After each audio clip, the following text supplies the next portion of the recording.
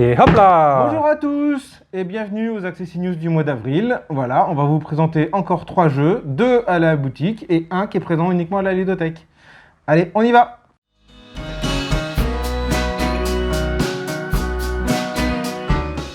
Et donc, je commence par vous présenter un jeu présent à la boutique. Il s'agit de Perlimpinpin, édité par nos amis de chez Cocktail Game. On peut dire que c'est nos amis, ils sont gentils, ces gens de chez Cocktail Game. Donc, Perlimpinpin, c'est un jeu plutôt pour enfants, familial, enfin, c'est pour toute la famille, c'est pas prise de tête, c'est d'un niveau, voilà, c'est un jeu pour enfants, quoi. Tout à fait. Voilà, alors, dans ce jeu, poudre de Perlimpinpin, nous allons jouer avec des princes et des princesses. Ça va faire plaisir à toutes les féministes du monde du jeu de société et d'ailleurs, puisque dans ce jeu, les chevaliers vont venir au secours des princesses pour les réveiller. Ils vont libérer les princesses. Comment ça se passe? Le but du jeu, en fait, en fonction du nombre qu'on est, c'est soit d'atteindre un certain nombre de points de princesses réveillées, soit avoir réveillé un certain nombre de princesses. C'est les deux manières de gagner, et ça varie selon le nombre de personnes présentes à la table. La partie s'arrête si quelqu'un a le nombre de points requis, ou si quelqu'un a réveillé le bon nombre de princesses, ou si toutes les princesses sont réveillées et que personne n'a rempli les deux conditions d'avant, et dans ces cas-là, c'est la personne qui a le plus de points de princesse qui l'emporte. De quoi se compose ce jeu? Uniquement de cartes, et des cartes de différentes sortes. Il y a des cartes qui sont des cartes princesses. Et donc, les cartes princesses, on a mis en braille le nom de la princesse, parce qu'elles ont des noms sympas, princesse chocolat, princesse... donc c'est toujours sympa de savoir comment elle s'appelle.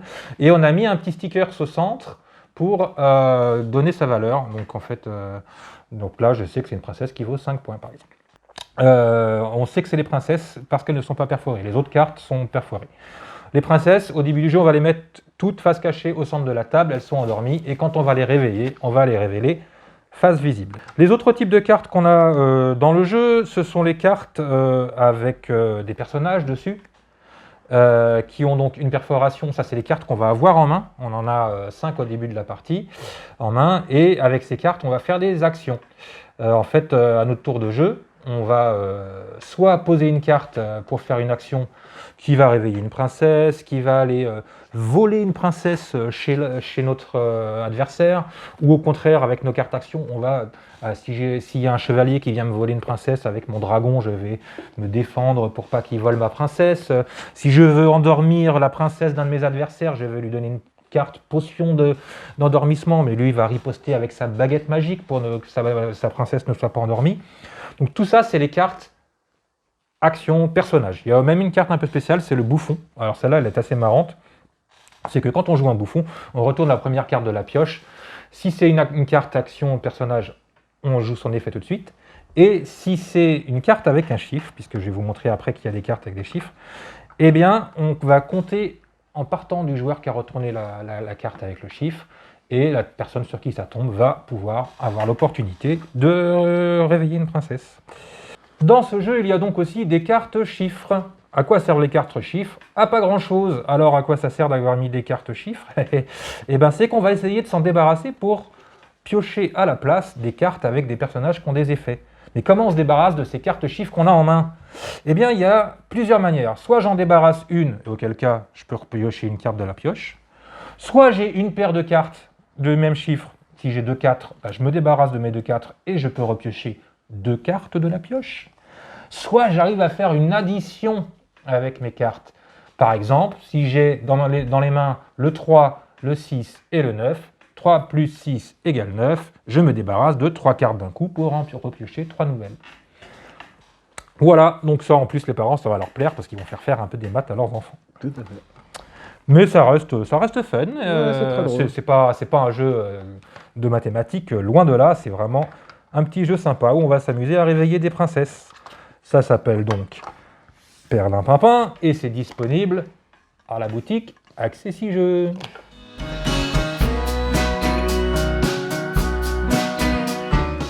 Et maintenant, un autre jeu présent à la boutique depuis très peu de temps, qui vient juste d'arriver à la boutique, c'est Drac Attack. donc de chez Brajlon. Drac Attack, c'est un jeu de cartes où chaque joueur, au début de la partie, on va prendre tout le paquet de cartes et on va en distribuer le même nombre à chaque joueur. Et le but du jeu, ça va être d'être le premier à se débarrasser de l'intégralité de son paquet. Donc, à son tour, il va y avoir... Alors, dans la version classique, il y a un plateau au centre de la table qu'on pose, sur lequel on doit poser les cartes sur 5 emplacements différents. Pour faciliter la lecture avec des personnes malvoyantes, c'est qu'on déconseille d'utiliser le plateau, on conseille de placer les 5 tas à 5 emplacements de la table, ce qui est beaucoup plus simple pour s'y retrouver. Donc à son tour de jeu, on va avoir un paquet de cartes devant soi, on va piocher des cartes de sa main, on va avoir 4 cartes dans sa main, et le but, ça va être de les poser à un des 5 emplacements. Il y a l'emplacement de la tour qui est au centre, auquel on ne peut poser qu'une seule carte. Dès qu'un joueur commence une couleur dans cet emplacement, on ne peut toujours mettre que des cartes de cette couleur-là. Quand il y a un autre emplacement où on doit poser les cartes de façon croissante, il y a un autre emplacement où on doit poser les cartes de façon décroissante, et un autre emplacement où on doit poser des cartes de façon croissante mais d'une seule couleur, ou une carte décroissante mais d'une seule couleur. En cas son tour de jeu, soit on pose une seule carte dans la tour, soit plusieurs cartes, mais qui sont croissantes ou décroissantes, sur un des 4 autres emplacements. Une fois que c'est fait, on remonte sa main à 4 cartes, et on passe au joueur suivant. Et si on ne peut pas poser, on est obligé de reprendre un des paquets qui est présent, et le rajouter à son jeu. Et le but du jeu, c'est d'être le premier à se débarrasser de l'intégralité de son paquet. Ok, mais Voilà. dès qu'il y a une couleur qui est commencée en fait dans un tas, elle changera jamais de toute la partie? Alors, une fois que les paquets de cartes sont limités à 6 cartes, une fois qu'un paquet de 6 cartes est fait, les 6 cartes s'en vont, et on recommence, soit en ordre décroissant, soit en ordre croissant, en fonction de la colonne qui a été commencée. C'est un jeu où on défausse ses cartes, mais donc on n'a pas toutes ces cartes en main. On a une pioche On a personnelle une pioche personnelle, ouais. qui va se vider petit à petit, et c'est là, à la fin de chaque... Voilà. Une fois qu'on a joué, on remet les cartes en Voilà. main, et quand on a vidé toute notre pioche, on a gagné. Voilà. C'est ça. Et il y a un petit côté stratégique parce que le jeu s'appelle Drac Attack, donc il y a un petit dragon qui se balade de paquet de cartes en paquet de cartes qui permet de bloquer ce paquet de cartes pour le joueur d'après. Au début de la partie, on distribue aux joueurs des petits jetons sur lesquels on a mis des petits repères tactiles, des petits jetons que chaque joueur va pouvoir utiliser une fois dans la partie. Donc il y en a des différents, il y en a qui permettent de rajouter un deuxième dragon, il y en a qui permettent de désactiver l'effet du dragon. Elles ont toutes un effet différent. Donc Drac Attack, c'est au départ on pense que c'est très simple, et puis au bout d'un moment on voit une petite stratégie se pointer, on peut embêter les autres, donc voilà. Donc c'est un petit jeu très sympa, juste avec des cartes. L'adaptation avec les cartes sur les différents emplacements de la table est beaucoup plus, simplifie grandement la lecture. Et voilà.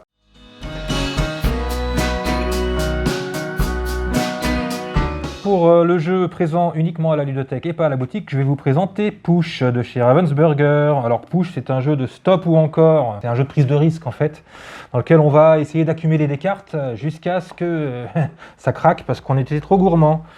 Le but du jeu, c'est de faire des points. Mais là, par exemple, je prends une carte bleue numéro 2. Si je pioche ça, je me dis, bah hop, je vais la mettre dans la première colonne. En fait, on va imaginer qu'on a 3 colonnes virtuelles devant nous. Au début, elles sont vides et on va les remplir.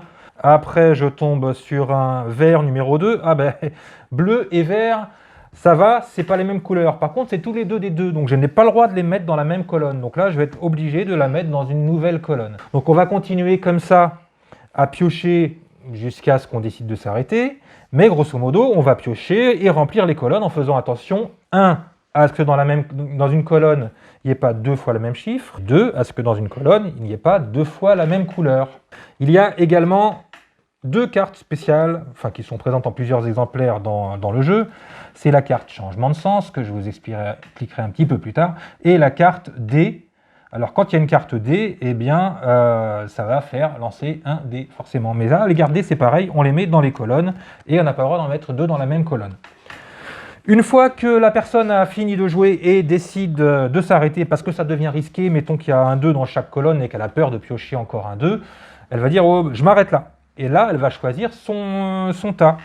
Et la personne qui est après elle va prendre un tas, et la personne qui est après va prendre un tas.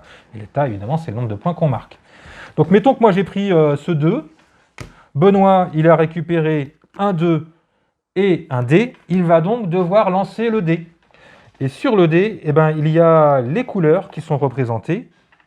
S'il fait une étoile, tout va bien, il ne se passe rien pour lui. Par contre, s'il fait une face avec une couleur, il perdra de ses points acquis tous les points de cette couleur. Donc les dés, c'est vraiment pour empoisonner l'adversaire. Le dé, il y a un autre moment où on le joue aussi, c'est si jamais j'avais choisi de continuer, que j'avais mis un 2 dans la 3e colonne, et mettons que je repioche encore un 2, j'ai été trop gourmand en piochant, et donc dans ces cas-là, je ne prendrai aucun d'état, mais par contre je lancerai le dé moi-même, et je devrais donc perdre une de mes couleurs si je n'ai pas de chance. Dernière possibilité, quand c'est son tour de jeu, plutôt que de piocher des points, on peut choisir de sécuriser une couleur qu'on a devant nous. Comme ça, plus tard, si on est obligé de lancer un dé et qu'on tombe sur cette couleur, eh bien, on ne perdra pas les cartes de cette couleur-là. Voilà, c'est un petit jeu de stop ou encore qui fonctionne très bien. On a choisi de ne pas le mettre en vente parce que, comme il y a beaucoup de cartes, le coût d'adaptation est assez élevé. C'est pas qu'il était compliqué à adapter, mais c'est qu'il coûte cher et que la volonté d'Accessi Jeux, c'est de vendre des jeux adaptés pas trop chers. Push, un bon petit jeu présent uniquement à la ludothèque Accessi Jeux Paris 12.